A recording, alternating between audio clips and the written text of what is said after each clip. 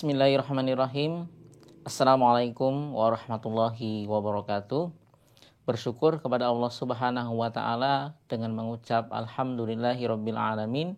Shalawat dan salam kepada baginda Rasulullah sallallahu alaihi wasallam dengan mengucap Allahumma shalli ala sayyidina Muhammadin wa ala ali sayyidina Muhammad.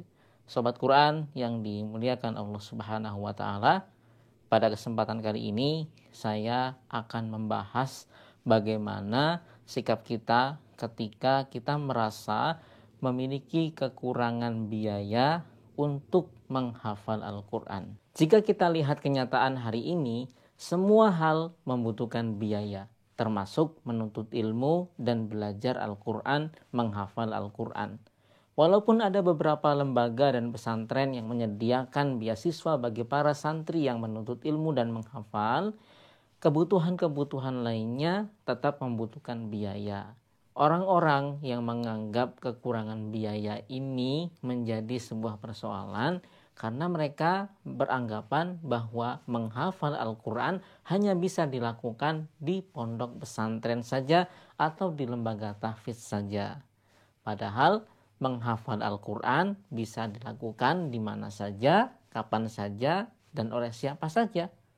Yang menjadi persoalan bukan masalah biayanya. Kalau kita lihat ulama-ulama terdahulu, seperti yang dikatakan oleh Imam An-Nawawi di dalam kitabnya Tahdzib al-Asma' wal Lughat, beliau mengatakan, tidak akan beruntung orang yang menuntut ilmu, kecuali orang yang menuntutnya dalam keadaan serba kekurangan.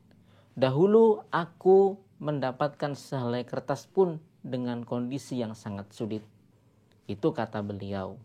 Oleh sebab itu, kekurangan harta, kekurangan biaya tidak menjadi persoalan.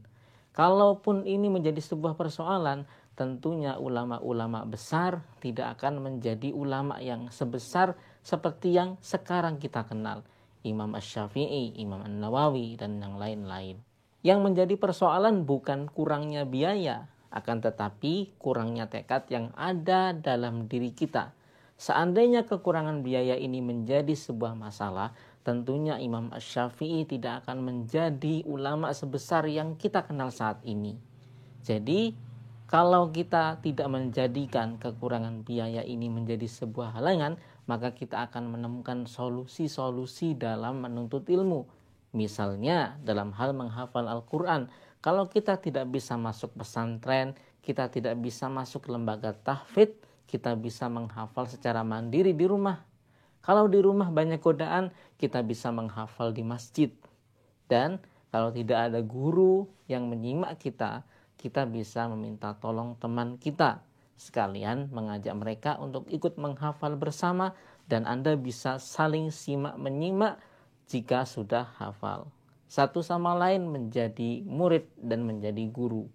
Dan ini akan menjadi satu pintu Anda untuk menjadi seorang penghafal Al-Quran. Jika tekad Anda kuat untuk menghafal Al-Quran, untuk menuntut ilmu, maka ingatlah Al-Quran tidak akan menyia-nyiakan Anda. Jika Anda mengusahakan Al-Quran untuk didapatkan, jika Anda berusaha untuk menghafalkannya dan mempelajarinya, maka dia tidak akan menyia-nyiakan Anda. Dan Allah pasti akan memberikan jalan terbaik supaya Anda bisa dekat dengan Al-Quran, supaya Anda bisa menjadi penjaga-penjaga kitab Allah. Dan ingat, para penjaga kitab Allah adalah keluarga-keluarganya di muka bumi dan kekasih Rasulullah SAW. Maka Allah dan Rasulnya tidak akan menyia-nyiakan Anda. Jika Anda saat ini merasa susah, merasa sulit, maka kesulitan, kesusahan Anda saat ini akan terbayar nantinya dengan manisnya Al-Quran yang ada di dalam hati Anda. Dan tentunya nanti Allah akan memberikan hadiah di akhirat apabila di dunia ini Anda tidak bercukupan.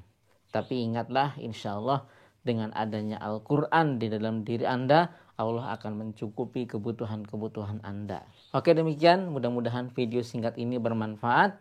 Jika Anda menyukai video ini, silakan klik tombol like dan klik tombol subscribe bagi yang belum. Follow juga Instagram Sobat Quran ID untuk mendapatkan tips dan motivasi menghafal Al-Quran.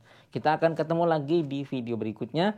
Billahi taufiq wal hidayah. Assalamualaikum warahmatullahi wabarakatuh.